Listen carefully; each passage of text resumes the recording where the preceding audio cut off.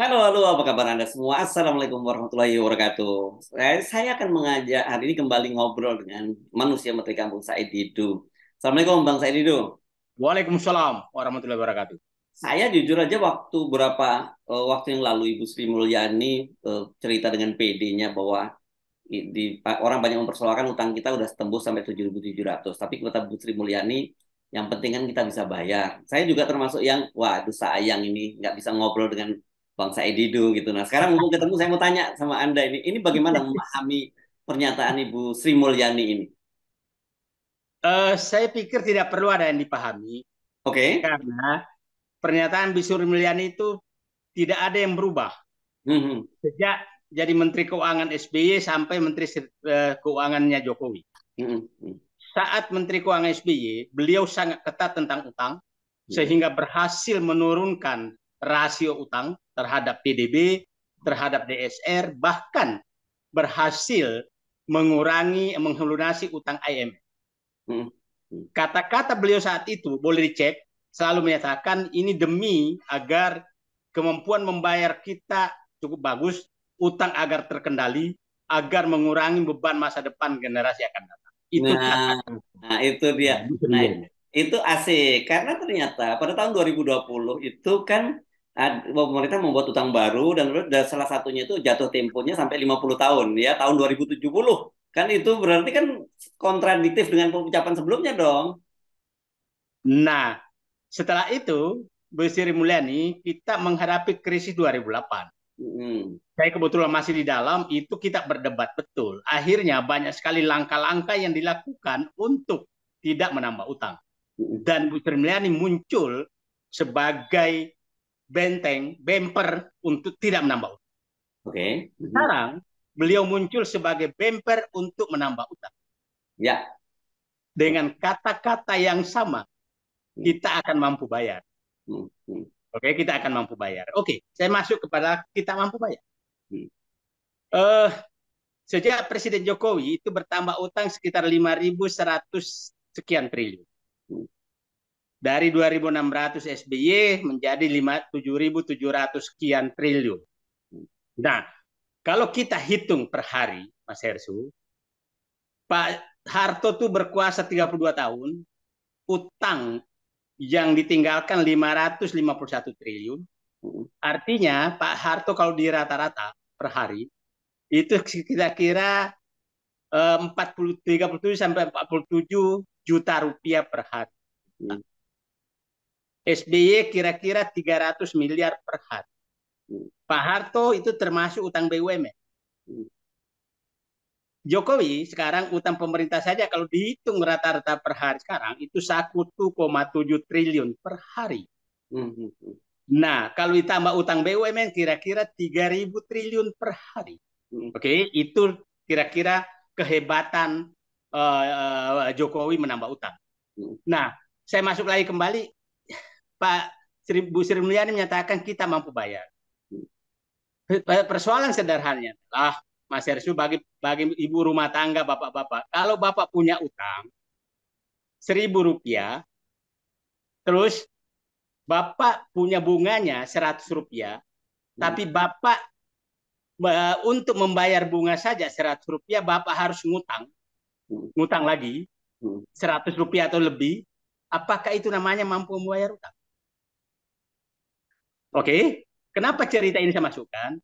Karena sejak Presiden Jokowi jadi presiden, utang, dia belum pernah membayar utang, bunga utang dari kantongnya sendiri, dari penghasilan negara. Membayar bunga saja itu diperoleh dengan menambah utang.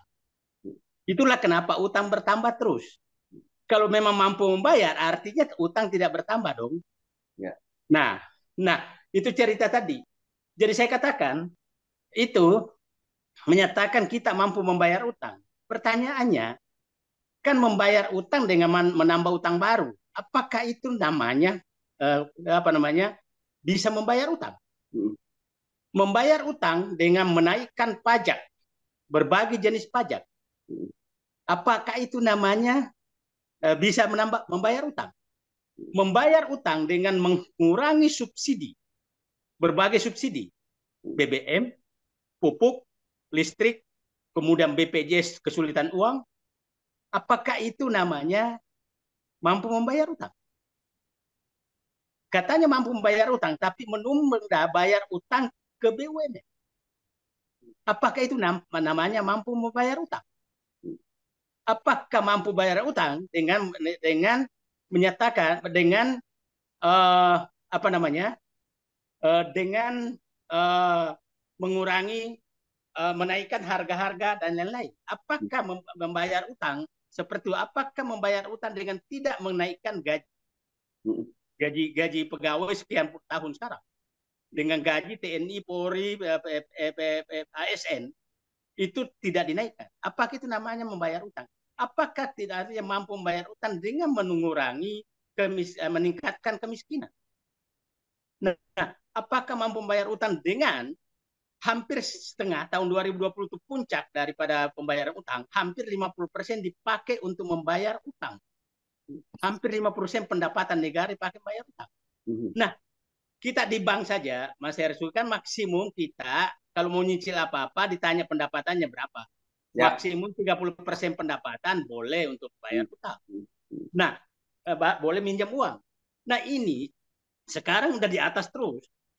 Sekarang perkiraan saya mungkin sekitar 35-40% pendapatan negara sekarang dipakai bayar utang. Nah, selalu yang dikatakan bahwa utang ini penyebabnya karena COVID kemarin. Kasihan banget COVID-nya ya, masih terus jadi korban dia walaupun udah mau jadi pergi ya. COVID ini peningkatan jumlah utang itu sebelum COVID sudah meningkat drastis. Yang kedua, saat COVID itu kan Bank Indonesia masuk membeli utang itu hampir lebih setengahnya. Membeli utang itu. Yang burden sharing itu ya. Burden sharing, istilahnya gotong royong, istilah macam-macam. Padahal sebenarnya hanya memindahkan kantong kiri, kantong kanan. Itu mencetak uang. Nah, terus bank-bank juga hampir 30%. Jadi di mayoritas yang membeli utang itu adalah Bank Indonesia dan bank-bank. Terus dikatakan bahwa itu berhasil karena COVID. Karena COVID oke, tapi itu setelah COVID dan sebelum COVID memang sudah meningkat. Yang selalu saya tanyakan kepada siapapun, jangan bahasa kualitatif. Saya berharap Sri Mulyani menunjukkan di mana kemampuan membayar itu dan bagaimana caranya. Itu yang saya ingin butuh. Dari pendapatan mana, siapa yang membayar, itu utangnya berapa, tahun berapa bayarnya. Nah, saya punya data bahwa sebenarnya sekitar 8 tahun nanti puncak bayar pokoknya tinggi sekali. 8 tahun akan datang. 8 tahun dari sekarang? 8 tahun dari sekarang. Oh, itu berarti kalau Pak Jokowi pun diperpanjang masa jabatannya 1 periode lagi, Pak Jokowi bukan bayar waktunya Pak Jokowi dong ya? Bukan yang bayar Pak Jokowi, yang berikutnya.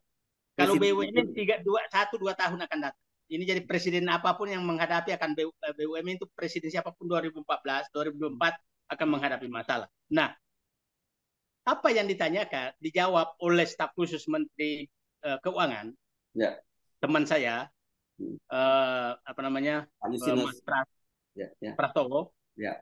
Tunjukkan katanya bukti gagalnya pemerintah, bukti bahwa pemerintah mampu membayar utang itu karena tidak pernah gagal bayar. Beliau tidak paham yang dimaksud gagal bayar. Yang dimaksud gagal bayar itu apabila kita sudah menambah utang untuk membayar utang, itu namanya gagal bayar. Sudah memeras tanda kutip rakyat lewat peningkatan pendapatan negara lewat pajak-pajak, itu namanya gagal bayar utang. Sudah mencabut subsidi-subsidi, itu namanya gagal bayar utang. Sudah mengalihkan beban negara ke BUMN menjadi utang, itu namanya gagal bayar. Nah, bukan berarti tidak membayar utang, tapi mengalihkan beban itu ke rakyat, itu namanya bayar utang, atau mengalihkan beban itu kepada generasi akan datang dengan menambah utang dengan utang. Jadi saya menyatakan, saya berharap Menteri Keuangan janganlah bicara kualitatif. Senang sekali apabila, dan saya 5 tahun bekerja sama Bu Sri Mulyani. Saya ingin menyatakan, Mas Heru, di forum ini, waktu sama-sama di ini, saya bilang, sekarang saya masih punya Menteri Keuangan, tapi kehilangan Sri Mulyani. Itu pada waktu itu ya, pada waktu masih Ya. kerjasama. Tapi eranya Nah, Pak Jokowi berarti sekarang ya ini, sudah. ya sekarang ini saya menyatakan karena dulu Sri Mulyani itu adalah orang yang paling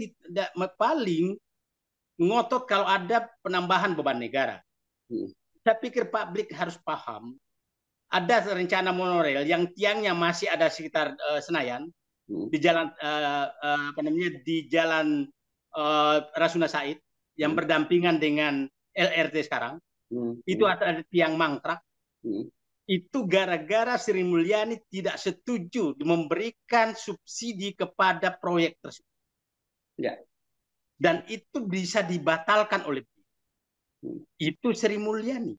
Hmm.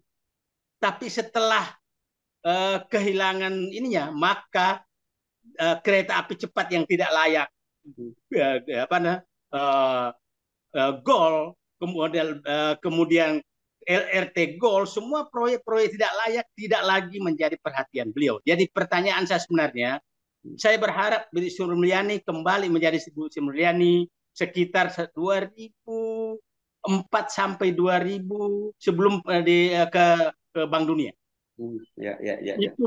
Itu saya biasa rapat dengan beliau dan saya hormat sama beliau Hmm. karena saya lihat ini orang nih apa kokoh dalam memperjuangkan kepentingan rakyat. Kalau membebani rakyat dia tolak. Hmm. Hmm. Hmm. Jadi sampai pernah nggak apa-apa dibuka di publik di depan di kantor Wapres rapat Hmm. saking ininya karena Wapres ingin suatu proyek ini bagus sampai beliau menyatakan kalau begitu Bapak aja Menteri Keuangan. Itu zaman Sampai Pak Yusuf Kala ya. ya. Hmm. Jadi maksudnya mempertahankan kepentingan rakyat itu tinggi sekali. Saya nggak tahu sekarang Hmm. kenapa bisa proyek-proyek tidak layak itu gol semua. Hmm. Hmm. Apa yang terjadi? Saya nggak tahu. Ya, oke. Jadi kalau kita kembali tadi dengan optimisme beliau tadi, walaupun angkanya utangnya udah 7.700 triliun dan yang penting kita bisa bayar itu, bagi apa yang kita bisa baca? Saya katakan ingin hanya memberikan optimisme, optimisme yang menurut saya gampang sekali kita bantah supaya publik paham kira-kira pembayaran utang kita itu bunga itu mungkin 440 sampai 450 triliun bunga. Oke. Hmm. Pokok kira-kira 450 sampai 500 triliun. 900-an 900-an dong ya. 950 sampai 1000 triliun. Hmm. Nah, coba bayangkan Mas Hersu, pendapatan negara kita itu kira-kira 2.100 sekarang dengan menaikkan macam-macam. Hmm. Okay? Nah, itu saya belum masukkan tuh pembayaran utang ke BUMN. Pembayaran kewajiban pemerintah yang tidak dibayar sampai sekarang banyak sekali diundur.